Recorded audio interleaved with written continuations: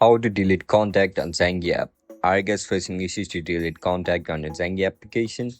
If that's so, then this video might help you out. Without further ado, let's get started. First of all, open Zangi application on your mobile device. If you don't know how to download Zangi app on your mobile device, then make sure to check out our guide on how to do it. After you open up your app, now log in into your account with your registered email and password. Once you get logged in, now click on the contact that you want to delete. Now scroll down and click on the last option where you can see the option for delete contact. Tap on it.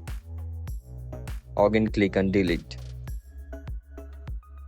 And that's it guys. That's how we're gonna delete contact on Zangi app. If you guys have any issues regarding Zangi application, make sure to comment down below so that I can help you out. If you guys found this video helpful, don't forget to like, share and subscribe to our channel. See you in the next one. Bye bye.